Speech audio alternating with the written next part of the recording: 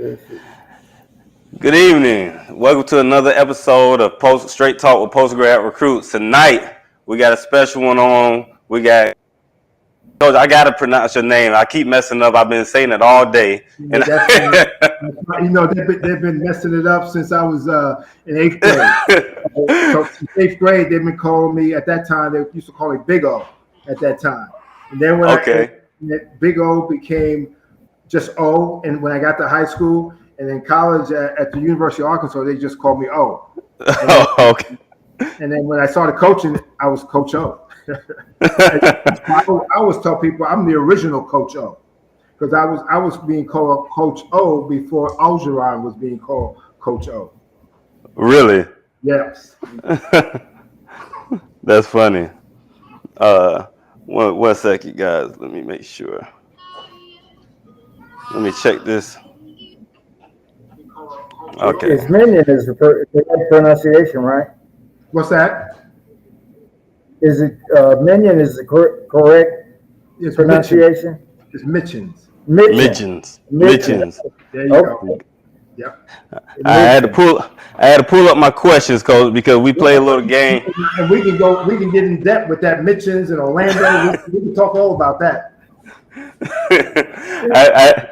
I had to read I had to look for my questions because we like to play a little game to start off with. Okay. We call it you don't know me like that. Okay. So as Coach, the Mr. Researcher over here, I'm gonna ask him some questions. I'm gonna ask him 5 questions. If he gets it right, you're gonna say you think you know me. If he gets it wrong, you're gonna say you don't know me like that. Okay. You know, okay. So you finally get to tell the media what you really. All right. So we're gonna go ahead and start this thing up. All right, Coach Anderson, you ready? I'm ready. All right. So the first question is, Coach Mitjans played at this SEC school: Bama, Arkansas, or Vandy? You said Vandy? He played for Lou Holtz at Arkansas. No, he played for Lou Holtz at Arkansas.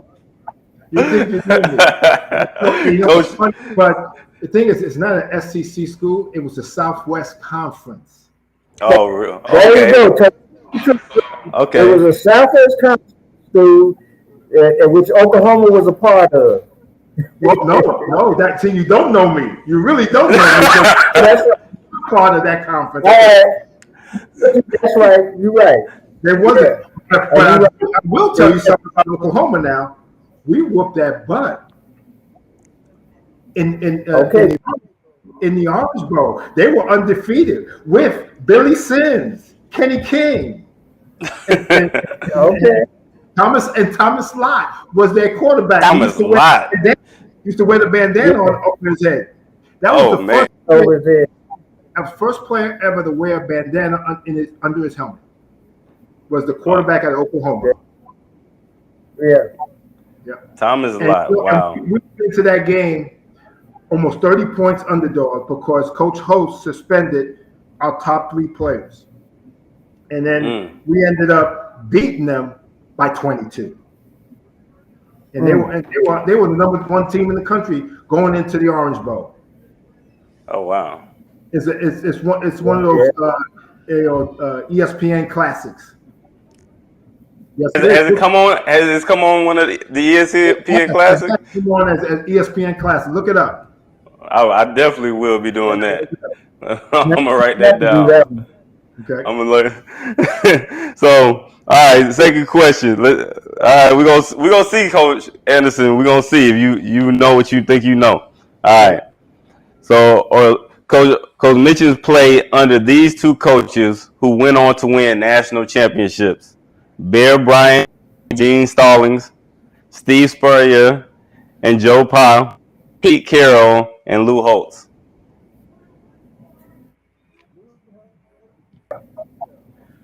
Well, you really think you know me?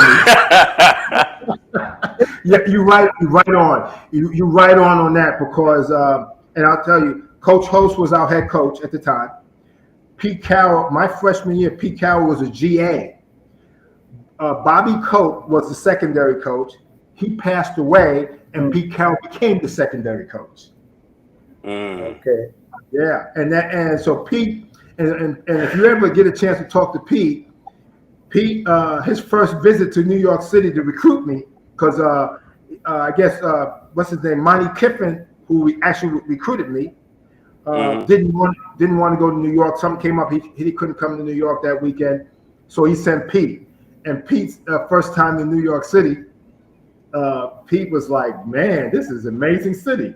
And Pete and I, and that's how Pete and I got to know each other. And then years down the road, Pete brought me in when he became a head coach of the Jets. And for that one season, so that one season he became the head coach, and he brought me in. And so in the coach or in the play? Yep, in the coaching ranks as the limited earnings. Yeah. Right. Quality control type coach. Yep. Wow. Yep. Wow. So Pete and Coach Holtz goes way back. Now, another story on Coach Holtz is I would say a little more than half of the jobs that I've been able to achieve in my career, my 30-year career, has been through Coach Holtz. Coach Holtz has helped me a lot in my football coaching career, landing jobs. Matter of fact, my first job, it was because of Coach Holtz, and that was at Cheney University. Hey, Coach, and see, you already spitting gems, because you got to keep them relationships. Those relationships are important. Don't burn them bridges. We talked about that a little bit on the last show. Those relationships are important. Big time. It's really big. And the thing is, a lot of young men today don't understand that relationships that you build along the way as you go up are the same people that are going to help you stay up. Right. And sometimes we forget that one coach that maybe took the time to talk to us and give us some guidance. We forget that that's the person that helped us maybe become that coordinator, or help us become that receiver coach, or help us become a head coach. Or at the same time, when it was time for me to become a head coach, I felt real comfortable picking up the phone and calling several coaches to vouch for me. Right. Because you keep relationships, and it really doesn't hurt to call coaches once a week, or every couple of weeks, just to see how they doing, even just to see how they doing. Yeah. Or wish them luck. If they got a big game coming up, just wish them luck, and hey, coach, I wish you luck tomorrow. Get after them. Or during the off season, go see them and go talk ball. Go talk some ball with them. Right. Because if they see that you're into ball and you can get on the board and you can talk ball and you enjoy talking ball, they don't have a problem hiring you or talking about you to get a job. Yeah, because they're familiar with you. Correct. Right. Yeah. And they know what you're about. So let's get on to the third question. Okay. So Coach Anderson. Right? Say that again. Yeah, you own it tonight. You own it tonight, but you got 3 more. Let's see. So Coach played in 2000. Coach coached a player in 2016 that was an All-American and played for this NFL team: the Jags, the Pats, or the Bucks. It was the Jags, and it was Cromartie. In 2016, you think you really know me. Yes, Cromartie. Hey, Cromartie was a hell of a player now. Yeah. Hey, I just stayed out of his way. Yeah. You let the player be the player. Do his thing. And the funny thing about Cromartie is that he wasn't highly recruited. He was a track star. He was a track star that wanted to play football. He wasn't highly recruited. I think it was Rod Reed did a hell of a job recruiting him and getting him to come to Tennessee State, where I was coaching at the time. And as soon as he stepped on the field, I said to myself, he's special. He was special. And when the ball was in his hands, he made something happen with it. Oh, every time. So I've been blessed over the years to coach some NFL guys, and I've coached first-round draft picks. I've coached some second-round draft picks and third-round draft picks. I've coached some guys, and I've been really blessed to coach some guys in the secondary between corners and safeties. You know, I think, and I don't know how many other guys have done this, but I've been blessed at Georgia Southern. The whole secondary went to the league, went to the NFL. The whole off the two corners. When were you at Georgia Southern? At Georgia Southern from 2010 to 2014 with Coach Monken, who's now at West Point, the head coach at West Point, and our whole secondary there went to the NFL. Plus our nickelback went to the NFL, and our nickelback is still in the NFL, and he's a running back in the NFL. And just what's his? I forget his name. Not Middleton. Jared McKinnon. Okay.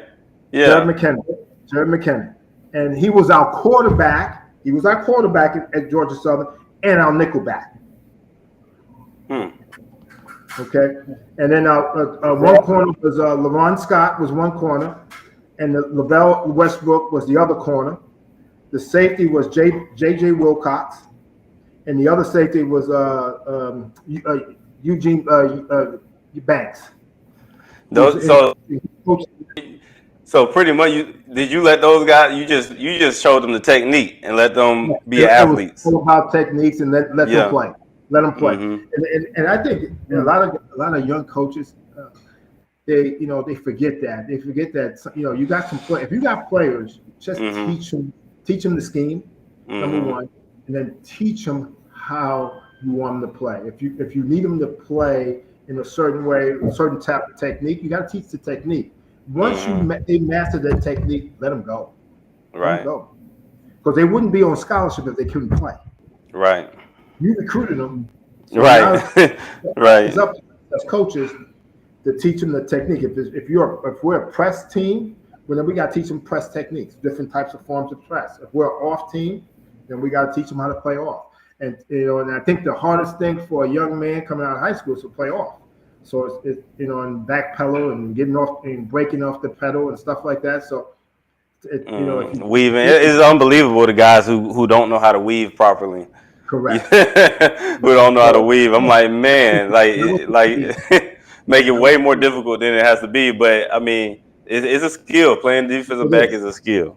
It is. It really is. And so, like I said, I've been fortunate to coach some guys that played in the league and made some good money. Well, since you said that, let's get to this next question. Okay. So Coach, he coached this NFL standout player in college: Richard Sherman, Dominique Rogers, or Troy Polamalu. The second one. What did you say it was? Dominique Rogers. Dominique Rogers. Camaraderie. It's funny, but he was a great player, and I coached him at, like I said, at Tennessee State. And then when I left Tennessee State, I went to Eastern Kentucky, and coached I coached two corners there, and both of those corners went to the league. Antoine Molden, corner from out of Ohio. Went to the league, and then the other corner, Derek Huff, who was from the Cincinnati area. His senior year, he led the nation in interceptions with 12, and he also went to the league, and then left there and went down to Georgia Southern. Like I said, at Georgia Southern, we had we did some nice things there at Georgia Southern. Then went to West Point. And I had Josh Jenkins. And like I was telling you earlier, Josh Jenkins, if he wasn't at West Point, he would be in the league right now. Yeah, he just told me that. Coach, you've been around some dudes. You've been around some dudes. I've been blessed. God's been looking out for me. But he's been blessed. And then I went to the Citadel and I coached a young man at the Citadel now who's playing with the Tampa Bay Buccaneers. D. Delaney. D. Delaney is a hell of a corner. Run, got great hands. physical, and he's down with Tampa Bay. So, like I said, I just been really blessed and to have some guys that can play. Just been able. I mean, to their goals, help them to get to their goals. So, all right, Coach Anderson, let's see. This is the last one. Let's see if you can get 5 for 5, man. You answered the last question. Right? You answered the last question. I haven't asked it to you yet. So let's see. So in 2 seasons at this school, Coach produced 5 All-Conference and 1 All-American player. Western Kentucky, Eastern Kentucky, or North Dakota State. Say, what was that last one? Okay, so in 2 seasons at this school, Coach produced 5 All-Conference and 1 All-American player. Western Kentucky, Eastern Kentucky, or North. Western Kentucky. You don't know me. You don't know me. It was East. You was close. You was close, Coach. It was one of those Kentucky schools. It was Eastern Kentucky. Here's the thing, Coach. See, I was reading your bio and I was studying a whole bunch about you. And then the last thing I found the newsreel. Uh-huh. And you and I both have dogs named Stormy. Really? I just got back from walking my dog Stormy. Wow. So you have a dog named Stormy. How old is your dog? My dog is 2 years old. Good for you. She's 14 years old. 14. Dog, Coach. Yeah, he's old. That's a whole dog. What's that? What type is? He's a lab child mix. Oh. Okay. Yeah. Mine is a Bernie Doodle. Okay. Wow. And Stormy's been with us through every move. He's lived in different states. He's lived in hot weather states, cold weather states, and he's adjusted. So now he's back in the South where it's hot again. It's hot. I'm sure he appreciates that. I don't know. He was starting to like the cold weather. He's starting to like that cold weather. All right, so let's get into this thing. So, Coach Anderson, he got some things for us. He's been doing the research. So, Coach, I'm gonna hand it off to you, Coach Anderson. Well, my first question, Coach, is when it comes to coaching servicemen or guys like at West Point and just regular college players, how do you feel? What do you think is better, dude? That's a great question. And coaching at West Point and also coaching at the Citadel, which is military, at first I thought it would be a difference, but athletes are athletes. If you're an athlete, you're an athlete. You're still going to, athletes are still going to make the same type of mistakes. You still got to coach them the same way. The only difference that I've seen over the years is where if I was coaching maybe at Oklahoma or if I was coaching at West Point, I might have to tell them one time. They might make the same mistake, but I'll tell them one time that the mistake they made, and they'll correct it. Now, you still got to chase them at times to come in and watch film, just like every player. You still they'll still do the stuff that every athlete does after hours. But it's the detailed things, the little things. You don't have to hop on the little things when you're coaching a serviceman. They're a little more. I think it's about the discipline that they get on the daily basis. Prepared for the discipline. Yeah, absolutely. They understand the importance of being disciplined and being where you're supposed to be, when you're supposed to be there. Right. Correct. And then the other piece when you're coaching at West Point compared to coaching at the Citadel is that at West Point you're coaching a young man that in 3 years or 4 years he's going to be out there trying to keep us safe.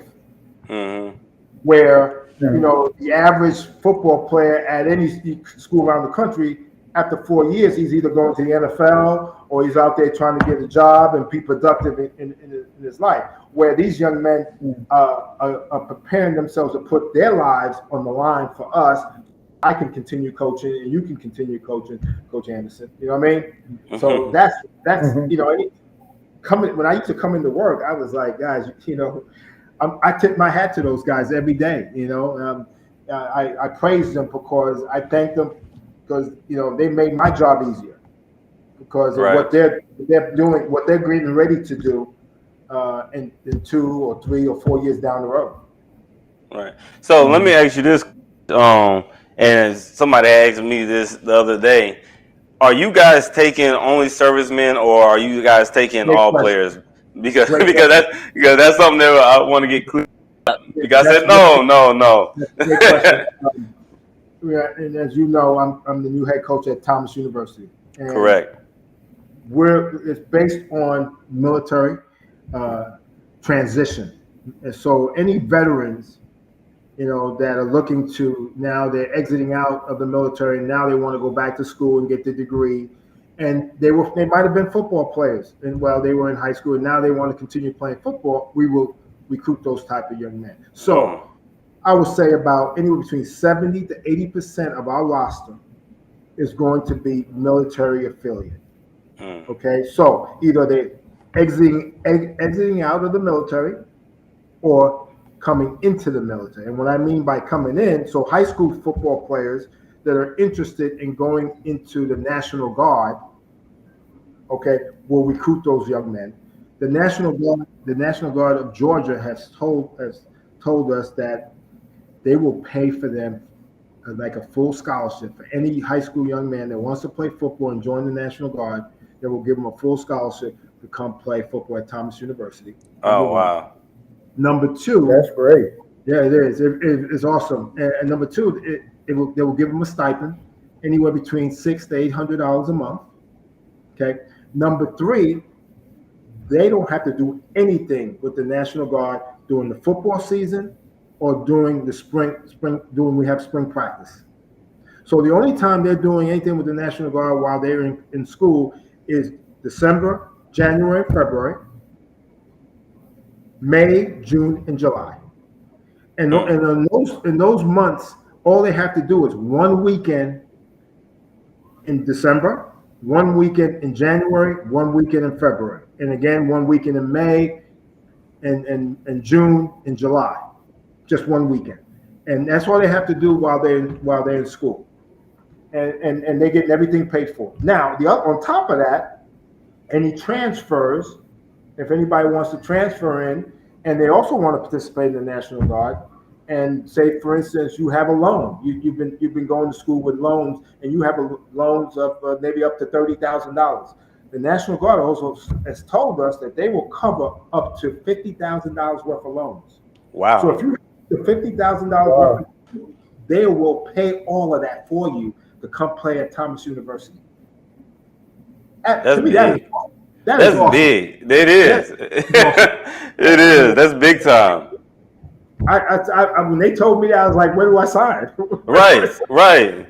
Hey, I mean, so how do you guys recruit these guys, these military guys? How are you guys? The thing is, we have a couple coaches on staff, a couple coaches that I knew that had military backgrounds, and also we have Steve Ferguson, who's our vice president, and he's one of our coaches that deals with the military, and he'll go into the bases, different bases around the country, and recruit them and talk to them about the program and talk to them and see if they're interested in finding out when are they exiting out, when are they getting ready to exit out. Like, for instance, right now, this fall, we have about 15 young servicemen that are exiting out from the military that are going to be joining the program.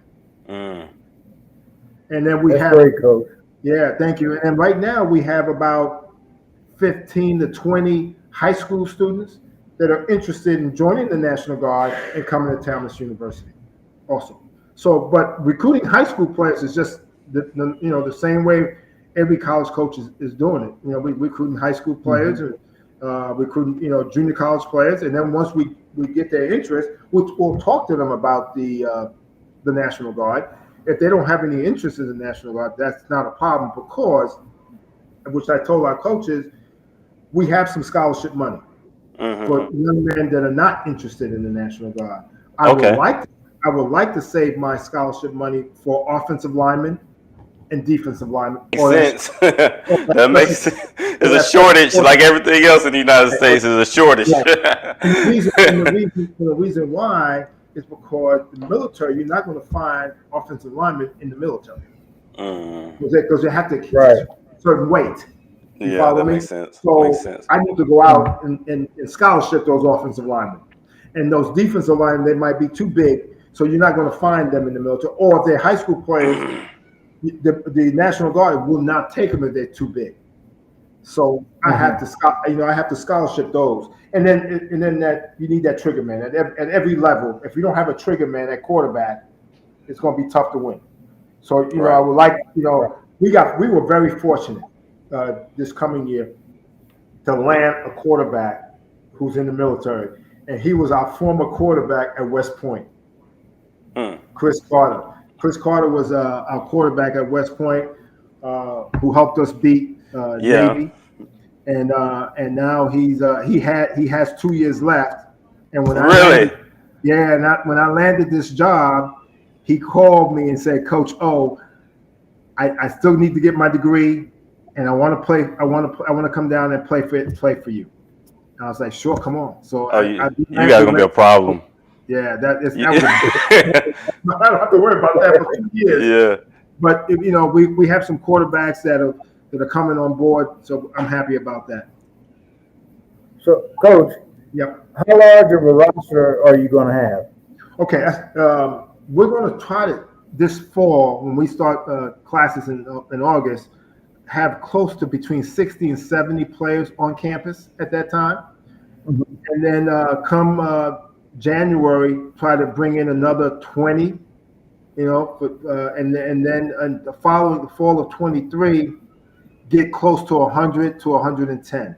Okay. And then this fall, what my plans are, I'm going to treat this fall like an NFL camp, like OTAs. Just go Tuesdays, Wednesdays, and Thursdays. 45 minutes in the classroom and maybe 45 minutes on the field of walkthroughs and teaching.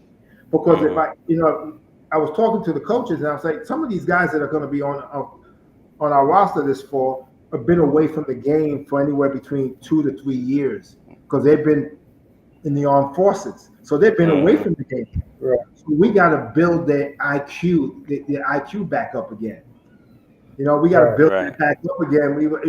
So we need to teach. We got to do really good job of teaching and then going on the field and doing some walkthroughs and make sure they understand it. So we're going to treat it almost like OTAs, like the NFLs do. Man, cause I gotta point this out because Coach Anderson been on here the whole time and never mentioned that he's a military guy. Oh. What break? I was on, and in fact, I played battalion level ball. Okay. Back in my day, we had football teams, and basketball teams, and I played battalion level football, and I wasn't good enough to make it to the all army team in Ronstein, where they play in Europe. But I was good enough to get noticed at Cameron University. Okay. And I was a walk-on at Cameron University as a defensive back. Good for you. Good for you. And again, thank you for your service, man. That's awesome. Thank you. No, I ended the career quickly. Got hurt. Mom got sick. Just life in general took over. Okay. And that's one of the things that what I hear from you is that these guys are going to come in and they're going to be 23, 24, 25 years old. You're going to be dealing with some men. Correct. And they're going to have problems in life that are going to just pop up. and they're going to have to make some good decisions. You know, and one of mine was I just had to move back home, take care of my mother. Correct. And but you know, I still was able to get that GI Bill back then we called it. So the GI Bill. The money. And, yeah, that's awesome. So, and that's great because. Go ahead, Coach. No, go ahead. One of the thing about that is, a lot of these young men with the GI Bill, they can get their degrees and get work. They get their master's, and you can even pass it down to your children. The GI Bill now. Oh, really? I didn't know that. Not, I didn't know that. We weren't able to do that one.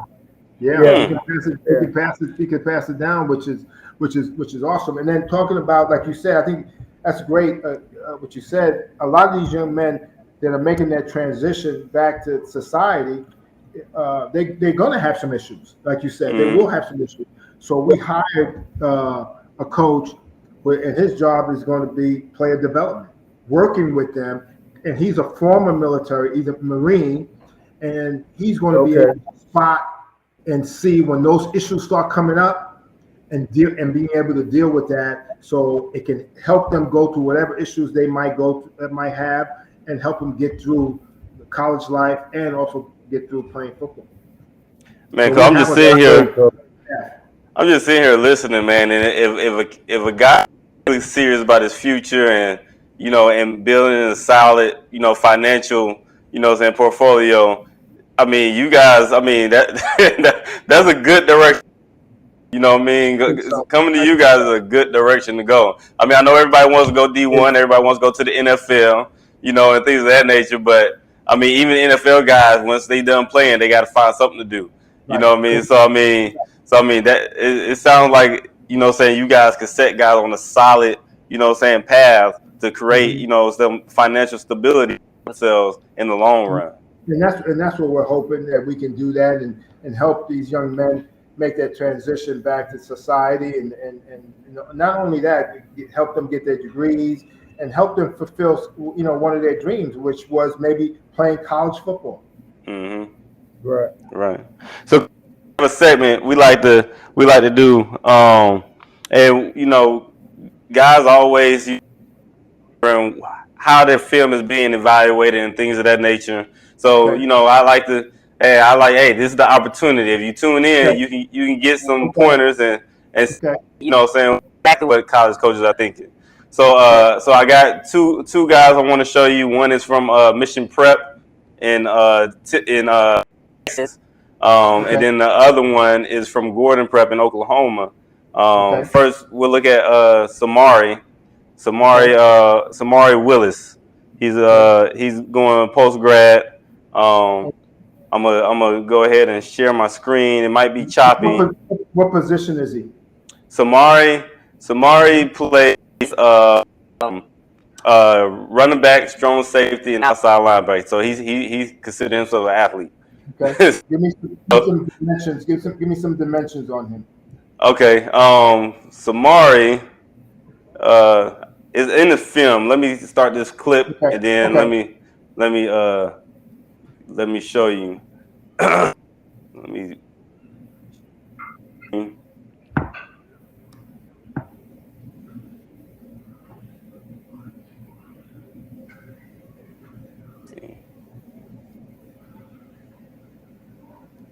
You guys, can you see? Is Huddle popping up for you guys? No, not yet. I haven't seen it yet. No, I haven't seen anything. That's not it. So you're gonna focus on your defensive backs again, or are you gonna? Well, I hired a guy that I worked with at West Point, who's going to be our defensive coordinator, and he'll also be the secondary coach. I will help him. I'll probably work. He's going to run the secondary, but I'll help him out with either the corners or the safeties. I would definitely, once a secondary coach, you're always a secondary coach. Right. Okay, so can you guys see? Yes, I see it. Yeah. Okay. All right. Hopefully, it's not too choppy tonight. This is Samari Willis. Okay. At Gordon. Okay. So he plays running back also. Okay. Yep. Yeah. It's a little choppy, but it looks like he has some speed. Well, look a little I'll bit. definitely send it to you once we finish. Long strider a little bit. Yep. Maybe. Okay, that's what it looks like. It's a little choppy, but it looked like he was a long strider. I'm gonna definitely send it to you afterwards, Coach. Yeah. They still working on trying to make sure this thing isn't choppy for me. Okay. But I'm gonna send it to you and let you evaluate it some more. Okay. Is he about 5'10", 5'11"? Yep. Okay. Yep. 5'10". Okay. He looks about 175. That's what it looks like there. Yeah. Yeah, he looks about 175.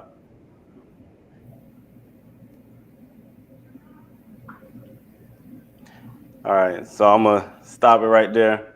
Coach, if you have your phone on you, I can send you that. Okay. So send it to me, and I'll look at it. All right, so the next one is now his coach had some good words about him, Jeremiah Rodriguez. I got a whole synopsis on him. So they're doing a good job over there in Texas. So Rodriguez, he has a 2.5. His coach said he's a hard worker. Okay. Or assignment when it comes to offense and defensive install review. He gets his preseason workouts done and holds teammates accountable. That sounds like a military guy to me. Yeah. Sounds like a leader. Yeah, that sounds like a military guy to me. So let's get through this commercial. Pay their bills. Yeah, they do. Now, hey, Coach Anderson, now are you still coaching there at Oklahoma? Is that correct? No, I'm retired. I coached in Europe. You coach mine Largo City. Okay, you coached in Europe, huh? How'd you like? Yes, sir. How'd you like that? It was a challenge in the beginning because a lot of the players we get professional athletes coming in. That's how I met Chris. But they pay to play, Coach. Okay. And a lot of what they seen on a lot of they have they don't have a grasp of the game. Okay. And so it's different. So when I've gotten to the point where I finally got to the point where I could explain football and sandlot with pads, because when I felt and it was that's what I felt like we were doing. Okay. And so the first thing I did was just teach tackling for the defense. Okay. So, Coach, I sent you, if you have your phone with you, Coach, I actually sent you the film if you want to click it. Okay. Let me see here. You sent me which one? I sent you Jeremiah Rodriguez. Okay. I just sent it.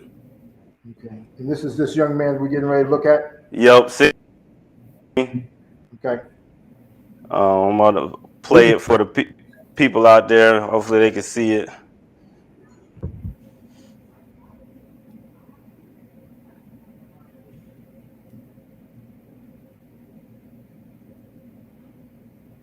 He looks every bit of 6 foot. Okay. I'm trying to wait, it's coming on now. Here we go. Okay. Okay, here we go. Huh.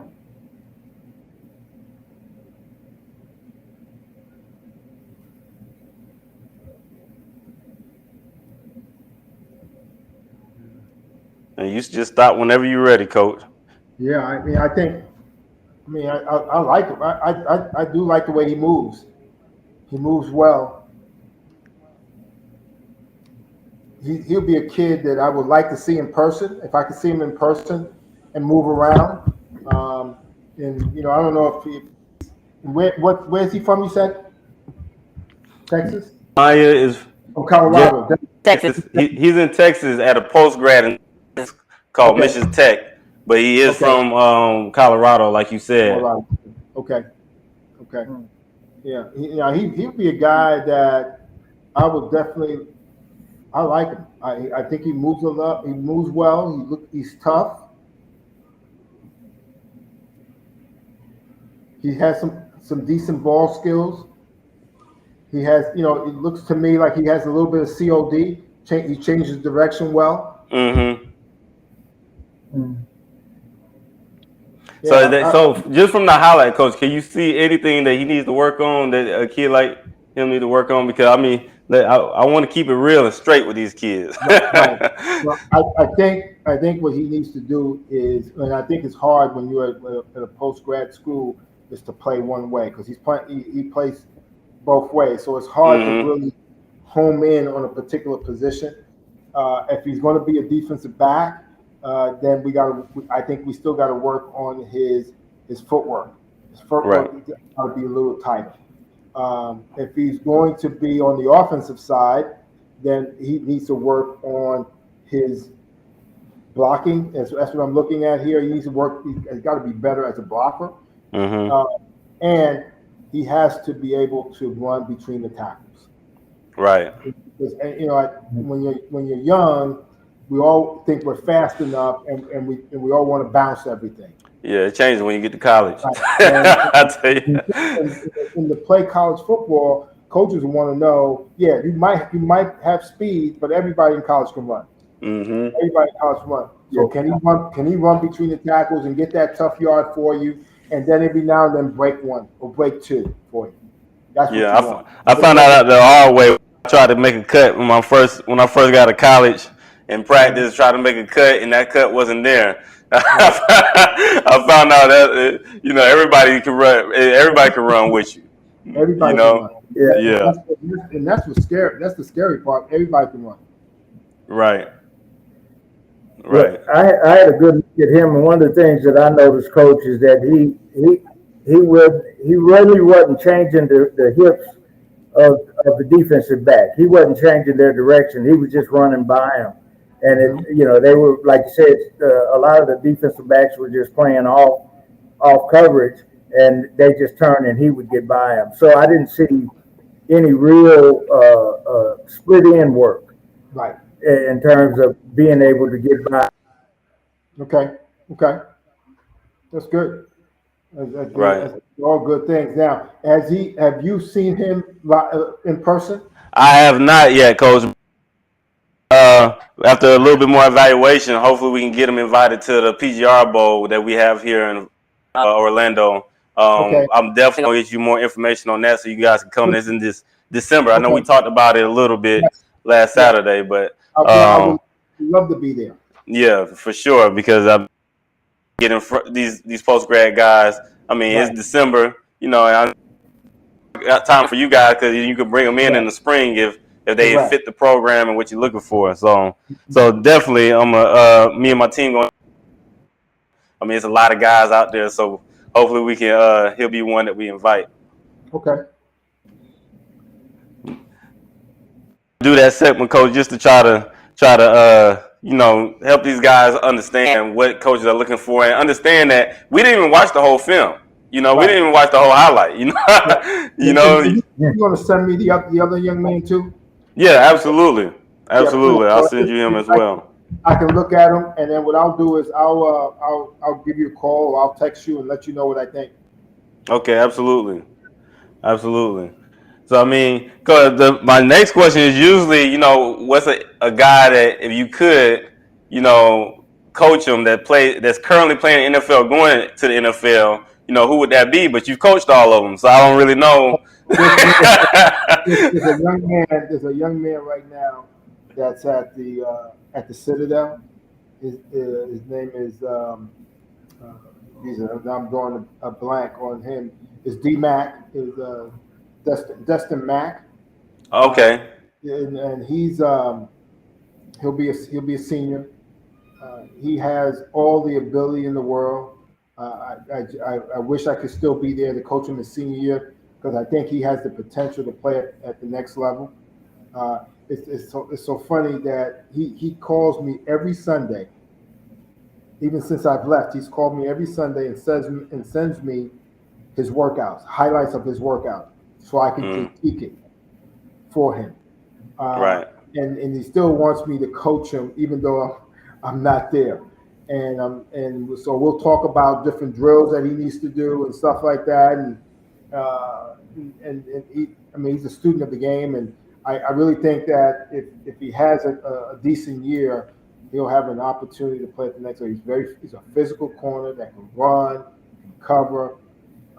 Once he puts his hands on you, you're done. Cause I mean, you coach a lot of guys, man. So I mean, I know you say that you let the athlete be an athlete, but it has to be something to the magic potion that you're doing because there's no coincidence. What it really is, the only magic is the technique. Mm-hmm. I'm really hard on them about their technique, the master whatever technique is needed to play and be successful on Saturday afternoon or Saturday evening.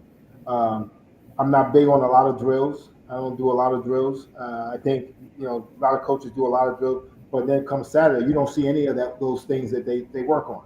Mm-hmm. So I try to teach. The drills that I do are things that you're going to need to use on the field on Saturday afternoon. Mm-hmm. So if we're a backpedaling team, then we're going to work on backpedaling because you're going to see that on Saturday afternoon. If we're a press team, we're going to work on our press because that's what we're going to need to do that to be successful. And if we want to make plays on football, then we got to do ball drills. We got to do ball drills if we want to have some success in making turnovers. And people say corners are not good tacklers. No, guess what? We got to learn how to tackle. We're gonna work on tackling, right? Work on tackling.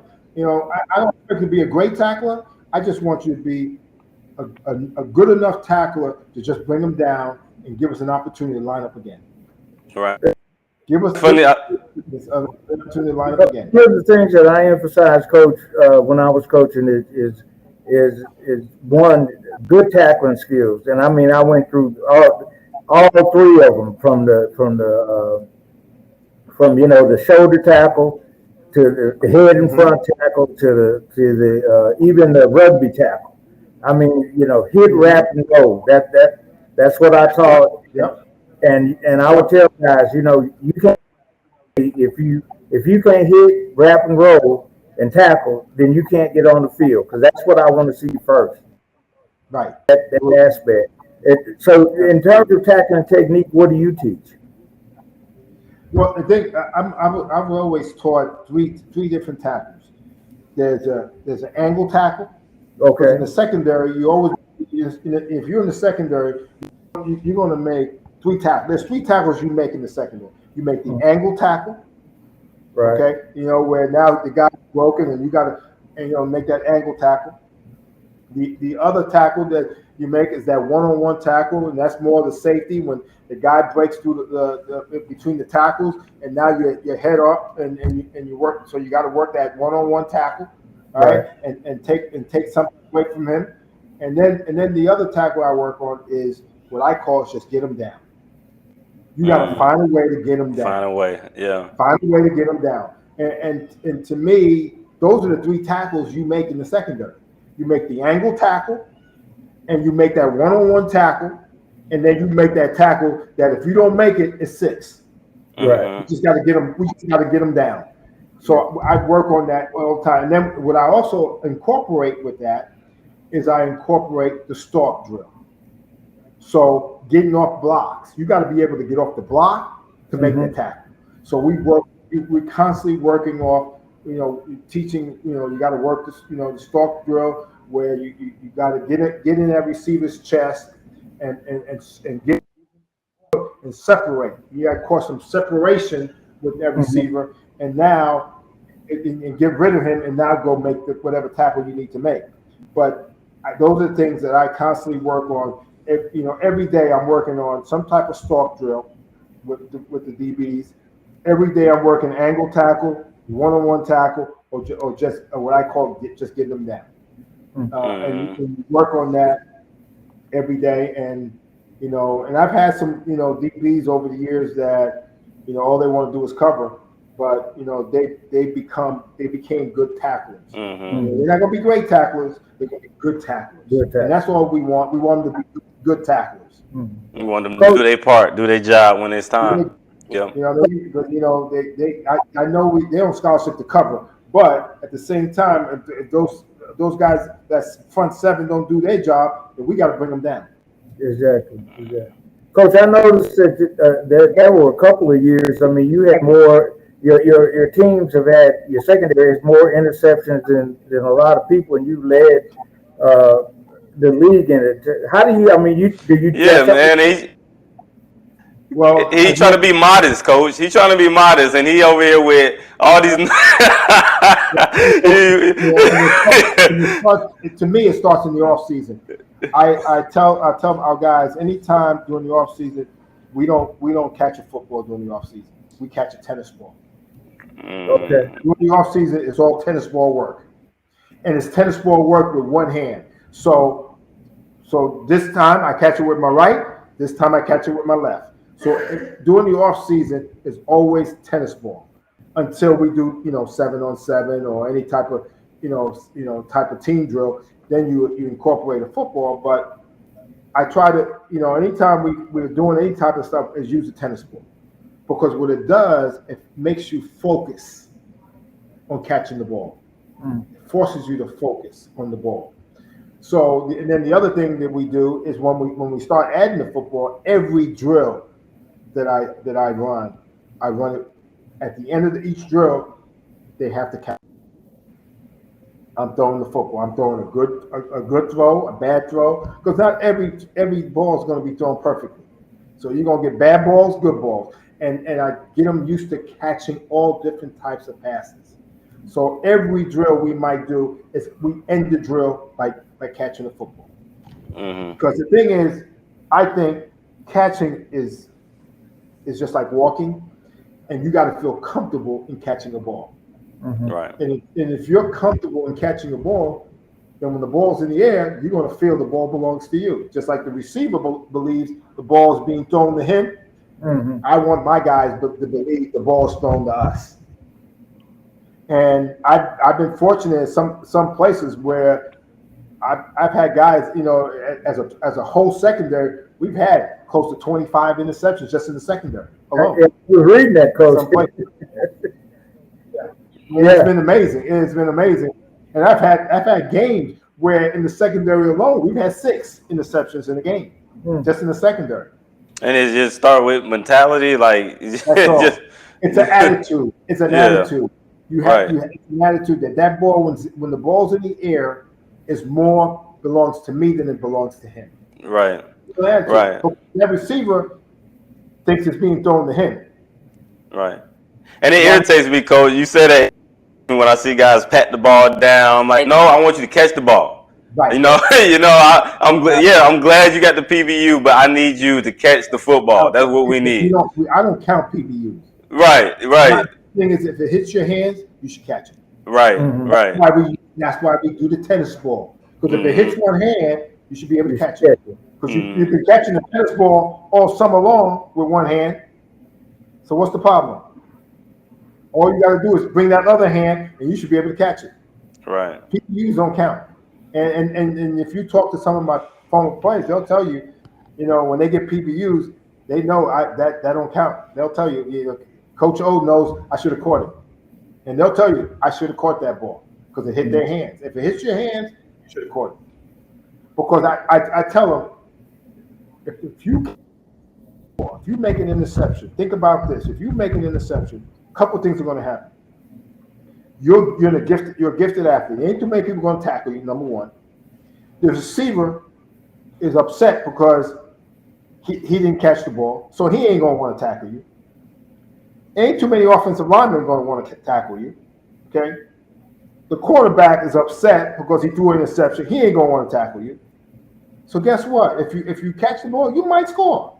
You might score. You can make the difference You can make a Change the difference whole in this. momentum of the game. Yep. You can make a difference in this game. Yeah. So I mean, Coach Anderson, I'm stealing your questions, no, but I know one of them was how do you prepare? How do you prepare for this? And not only that, but first off, what made you want to take on this task? You know, we run out of time, but I don't want to hold you too long, Coach. But but what made you? It's a great question, man. And But, I'm going to be honest to you and to your public here. You know, I've been dying to be a head coach now for over 10 years. You know, I've been wanting to be a head coach. I've come close several times. I've had some opportunities come real close and didn't land it for whatever reason. And this was the opportunity that came in my direction. You know, somebody offered me a job to be a head coach, and not only to be a head coach, to start a program. You know, put my imprint on this program. You know, 10 years down the road, 30 years down the road, it's still going to say Coach O started this program. right. And, Leaving a legacy. And I like that. And that was exciting. It was exciting to everything that we do at this place is being done for the first time, and it has my name on it. And that's exciting. And when you do it at a high level, it's hard to meet that expectation. You got. I was able to land some great coaches that I've known over the years that have mega experience at every level. I have coaches that my quarterback. He was the quarterback that won the national championship at Georgia Tech when Georgia Tech won the national championship. He was their starting quarterback. Sean Jones was the starting quarterback at Georgia Tech when they won the national championship. A little quick story about Sean Jones. Sean Jones is from Thomasville, Georgia. Charlie Ward is from Thomasville, Georgia. Both of them were coming out of high school together.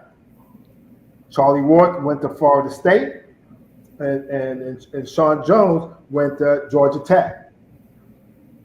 Charlie Ward's first start it was against Georgia Tech, and they end up losing that game. And Sean Jones takes Georgia Tech that year to the national championship game, and they win the national championship. Nah, I'm from Georgia, and Georgia Tech ain't won for a while, so that was a minute ago. That was a minute ago. Oh, maybe might have been the head coach at the time, I think. Is that the year they split the Say that again? They split the national championship that year. I think so. I can't remember. I'm not sure who was. Because one was the IP, it was the international press, and the other one was the what's the other? Yeah. The coaches one? The coaches? Yeah, one was the coaches and one was the press, yeah. But okay. I remember when they won it. Right. And then my offensive coordinator, Buzz Preston, is coached at Notre Dame, coached at Hawaii, coached at Washington State, coached at Georgia Tech.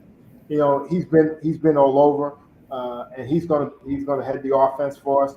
My defensive coordinator, Andy Wolfram, who worked with me, he was my GA at West Point. Then he became the head coach at the Army Prep School, and I was able to convince him to leave the head coaching position at the prep school and come to be the DC. And then our O-line coach, Pat Tracy, is now also coached at West Point, and he's going to be our O-line coach. I brought a coach with me from the Citadel, Will Christopher. He came with me from the Citadel. And then our D-line coach was at West Alabama, Roberto Pinella. He was at West Alabama.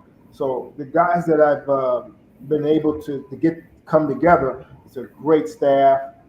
They're good coaches, good communicators, and that's the key. Being able to communicate with these young men and be able to teach. I'm a firm believer, if you can teach, you got a chance to win. You can teach. And a lot of coaches today, don't teach. Right. They don't teach the fundamentals, They don't teach. They just go out and recruit players and just turn them loose and let them play. Hey, you taking this thing somewhere now, Coach? You taking it somewhere now? You gotta teach. You taking it somewhere because that is the truth. I understand exactly what you're saying. You gotta teach, man. And you know what? Do you? Want to teach. Hey, Coach, do you owe that to some of your successful DBs? Do you see guys with potential? You know, you watch their film just like you just watched, you know, Jeremiah's film, you know, and Willis, and you see their potential, and you see, okay, if I can just learn this technique and do this, we got something there. Rather than saying, well, he don't have this and this and that, what he doesn't have, you say, okay, if he have this, then we got something. You're so right, and you see that with a lot of kids and a lot of coaches.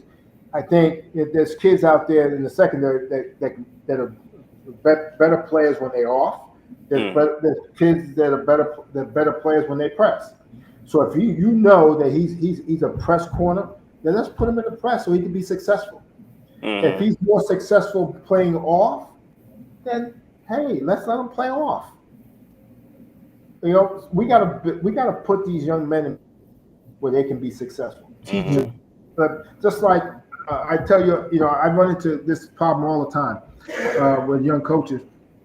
You know, they want to change a young man. You know, they backpedal. A lot of young men, they backpedal. And they might do the T-step, or they might do the run out. You know, the different ways of breaking, you know, out of the pedal. I'm a firm believer. I recruited you, and you might have been a T guy, a T-step guy, or a run out guy. My job is not to change that. I recruited you because I like the way you did it. I'm just going to help you perfect what you did. I'm not going to change it, because anytime you change a young man, it's going to take a while to get him back to where you wanted him to be. Right. So if that you makes were sense. a T-step guy, I'm going to let you do the T-step. I'm just going to make sure that you do it the right way. I'm going to teach you to perfect the T-step. And now we're not wasting time to getting you up to par. You're up to par now. You're just out there playing.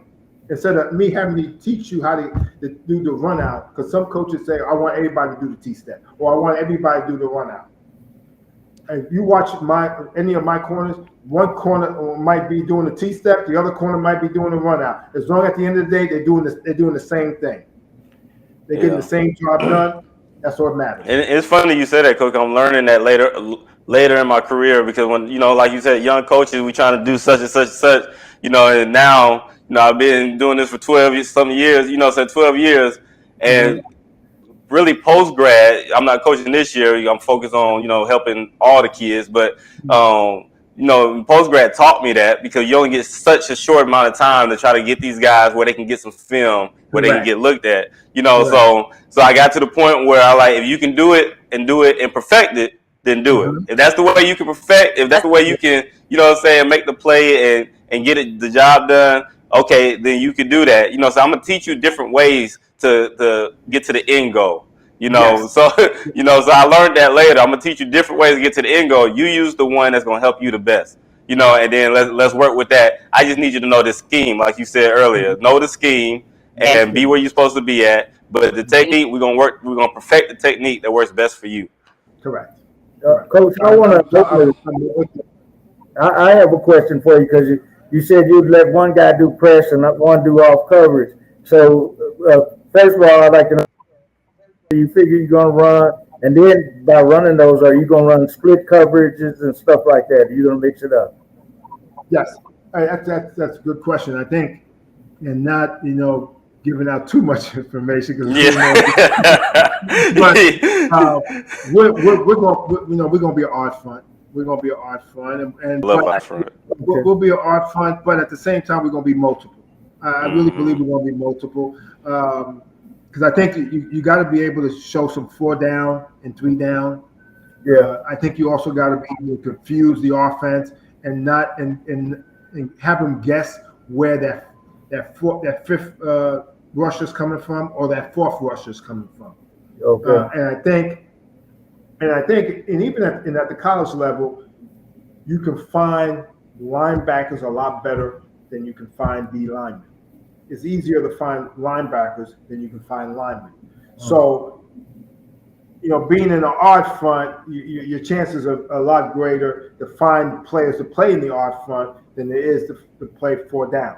But at the same time, I think it's important that you're able to get into 4 down in certain situations. And at the same time, I think you got to be able to bring pressure from different angles. So, in what we're going to call our defense is control. We call it controlled chaos. We know where we're going, but you don't know where we're going. So it's controlled, and that's what we call our defense. But coverage-wise, we want to mix it up. Coverages. We're going to play that 3 match that everybody in the country is playing now. 3 match. We'll play some quarters. We'll play some your traditional cover 2, and then we'll play that trap cover 2. Where that trap cover 2, now the corner is inside of number 1 instead of outside. Because in your normal cover 2, you're going to reroute everybody inside.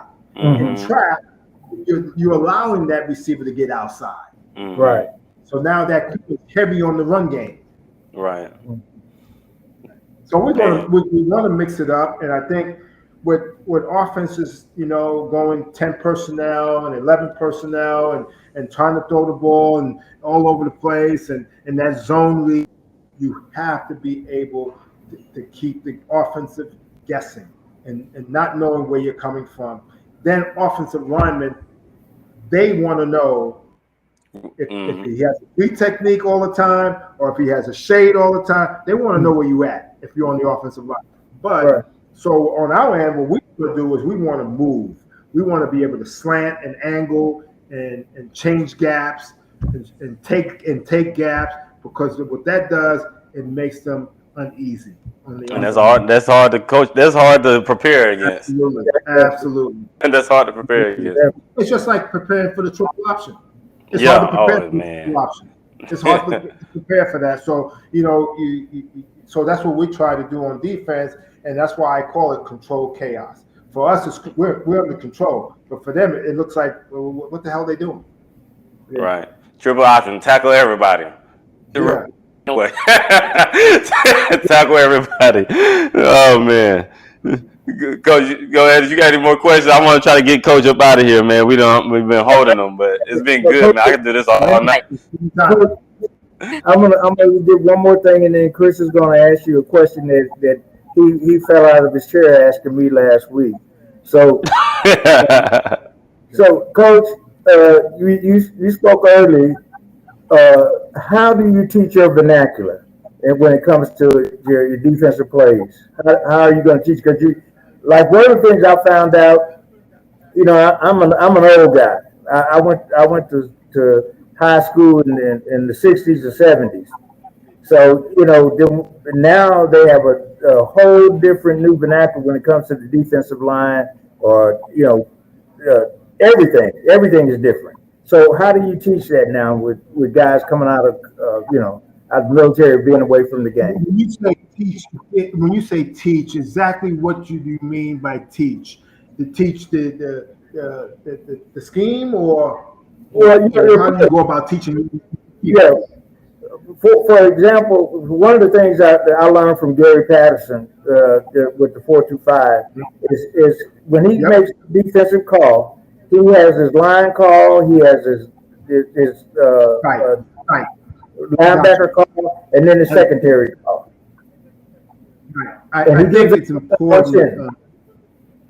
I think it's important that you keep it simple for kids. Right. I think when we played, it was very wordy. When I played, it was very wordy. It was very wordy. It was almost like you were talking a whole paragraph.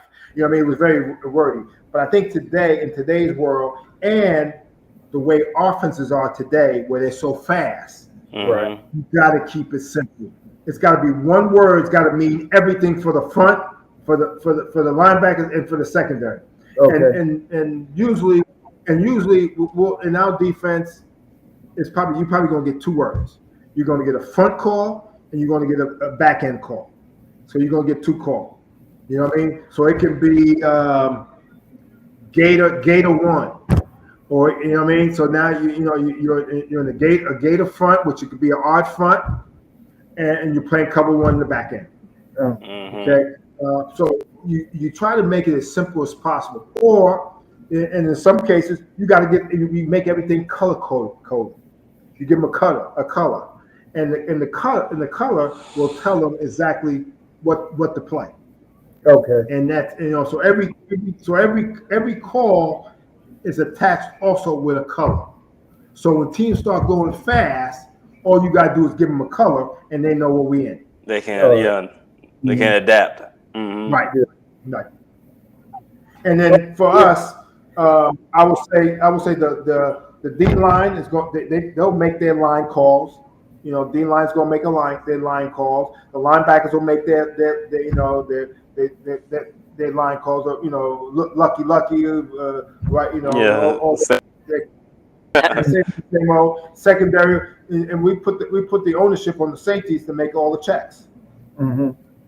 They'll make the checks versus personnel grouping. If it's 3-by-1 or if it's 2-by-2, you know what I mean, or if it's empty, or if it's 12 personnel, they will. We'll put the ownership on the safeties to make the coverage calls and the checks.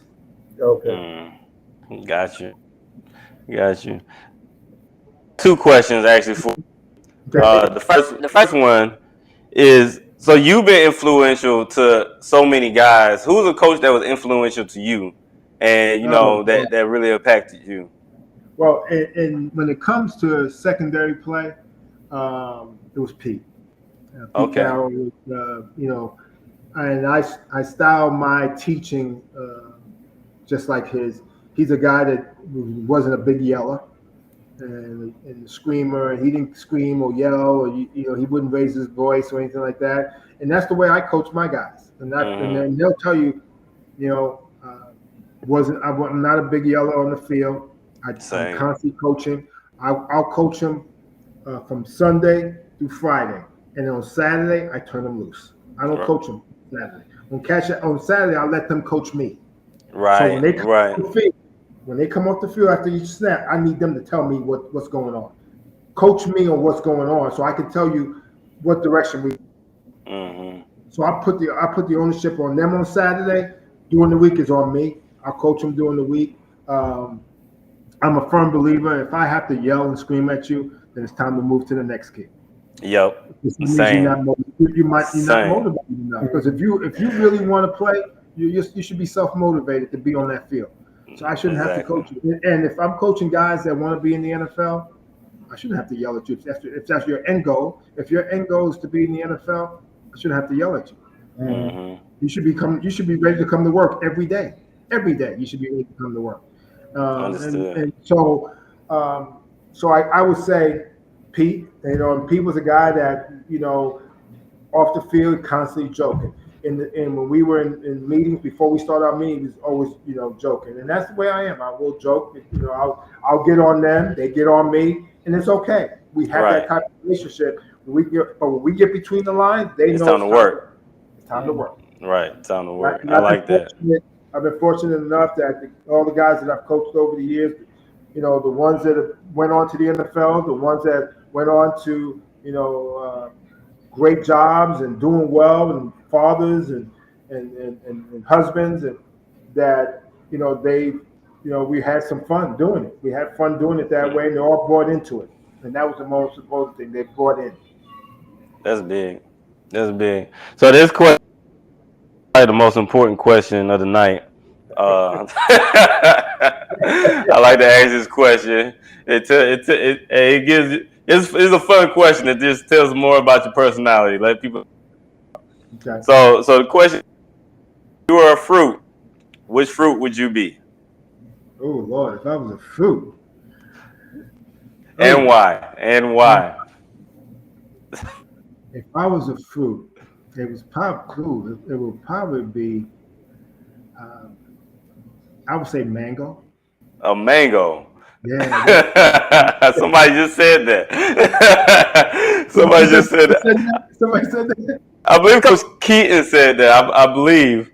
I'm thinking Coach Keaton said that. At Allen University said that. I say mango because of the texture. And it's texture, and it's just and it gets sweeter as it gets riper. That's what he said. Yo, great minds think alike. Yo, that's great. I like that one. I asked Coach Anderson that one. Coach Anderson's new to the show, and I asked him that last week. What did you say, Coach Anderson? Strawberry. Strawberry. That's right. Strawberries is not bad now because I have strawberries for breakfast every day. See. And I make my breakfast every morning I have a smoothie every morning, and I put mangoes, strawberries, bananas, and blackberries. Okay. That's every morning. That's my breakfast every morning. Okay. Keep running. Keep you moving. Keep me moving. Keep me young, guys. Right. So, Coach, before we go, you got any words of wisdom for these guys out here before we let you get on off it here? Yeah, And you too. Oh, I appreciate you guys having me. Really, I enjoyed it. This has been fun. It's a great opportunity for me to be on with you guys and talk about what I believe in coaching and what I believe in this game. And the biggest thing that I would say to the young men that you're mentoring is that they need to believe in themselves. They need to believe that if their goal is to play college ball, don't ever give up. Don't ever give up and believing that they can play college ball, because there's a school out there for everybody. Right. There's a school out there for everybody. So I would say don't give up on your dream. And just keep working. And there's somebody out there that will recruit you.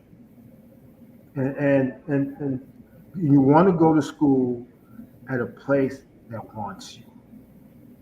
Don't go there for the glitter. Don't go there because people are telling you to go there. Go there because that school wants you there.